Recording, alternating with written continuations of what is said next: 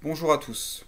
Nous allons aujourd'hui découvrir le Teach Pendant, qui est en fait la console d'utilisation d'un robot Fanuc, le robot LRmate 200i, qui date des années 2007. Donc l'interface est à cristaux liquides.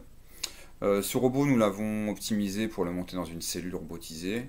Et l'idée, c'est de découvrir les premières commandes pour faire du mode manuel avec aujourd'hui, dans ce premier tutoriel.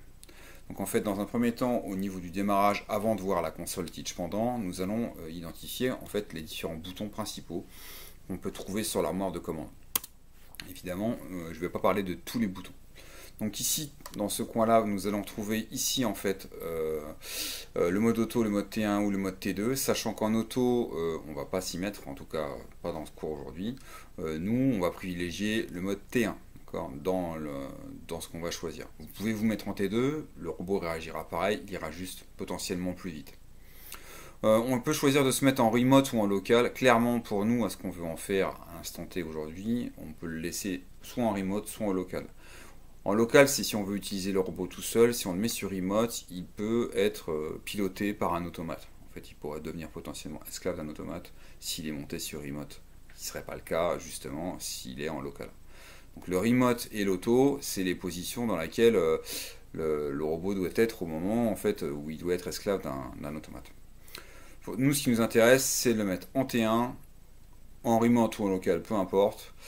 On met la puissance, bien sûr, on vérifie l'arrêt d'urgence, et en fait, à partir de là, on va attendre que le robot monte.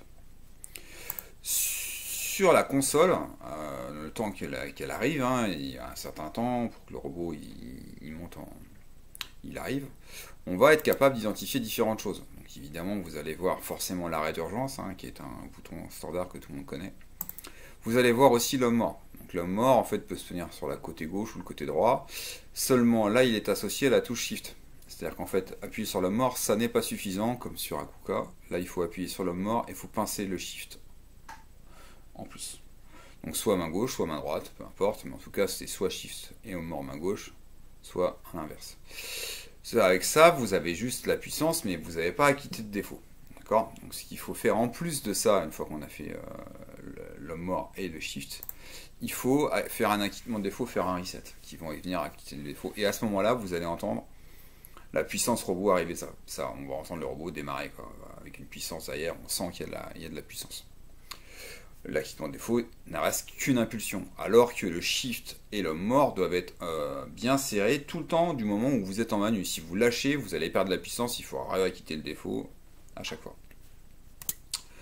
Donc on voit bien les défauts justement arriver. Hein. Ici, là par exemple, le défaut n'est pas acquitté. Lorsqu'on appuie sur le reset, vous allez avoir un acquittement de défaut et vous allez avoir la puissance qui va arriver. D'accord.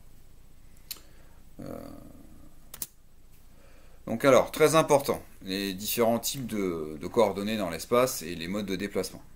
Donc vous avez trois types de déplacements potentiels, soit par axe moteur, qu'on appelle en anglais des joints, donc les axes moteurs. Donc si vous êtes sur joint, dans ce cas-là, vous allez pouvoir vous déplacer sur chacun des axes.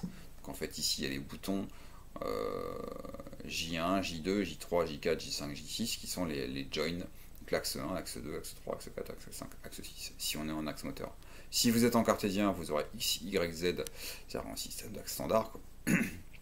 Et puis les rotations autour de chacun des axes, hein, on pourrait dire sur Kuka par exemple ABC, là on a carrément les rotations autour des axes X, Y ou Z.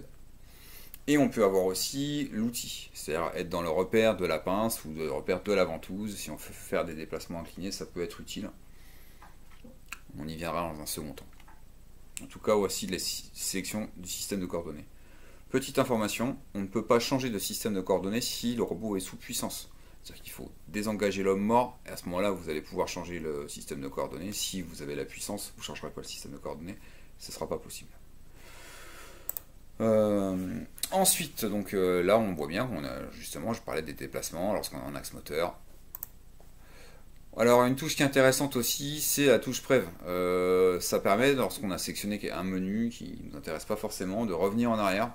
Donc ça c'est le retour en arrière, ça peut être sympathique. Des fois la console ne répond pas. Hein, vous prenez la console, le robot est déjà démarré, vous arrivez, puis en fait aucun bouton n'est efficace, rien ne fonctionne, on a l'impression que ça ne fonctionne pas. C'est tout simplement que le commutateur qui est ici est tourné sur off. généralement en usine ou en production, lorsque le robot tourne et qu'il est efficace, l'opérateur a tendance à le passer en off. Comme ça, on est sûr que personne ne touche. Et s'il y a une personne qui n'y connaît rien, qui décide d'y toucher, de toute manière, il ne se passera rien puisque la console est totalement désactivée. Donc, veillez à toujours être au niveau console sur on lorsque vous voulez forcément travailler. Donc là, on va avoir aussi l'augmentation et la diminution de vitesse potentielle, à savoir aussi qu'on ne peut pas augmenter la vitesse si on est en puissance, hein, c'est exactement pareil que le système de coordonnées. Donc lorsqu'on est en T1, on peut aller à 10%. Si vous passez en T2, vous allez pouvoir monter jusqu'à 100%. Hein. Donc en fait, pour vraiment des novices, il vaut peut-être mieux démarrer en T1. Une fois que le programme, on est sûr, on l'a vu en T1, on peut le passer en T2 et le lire, mais c'est des vitesses de lecture et des vitesses de déplacement. C'est-à-dire que là, on a... pour l'instant, je ne parle pas de lecture, hein, je parle juste de déplacement de vitesse manuelle, hein, lorsqu'on le fait à la main. Donc, le mieux au démarrage, c'est d'être à 25% maximum.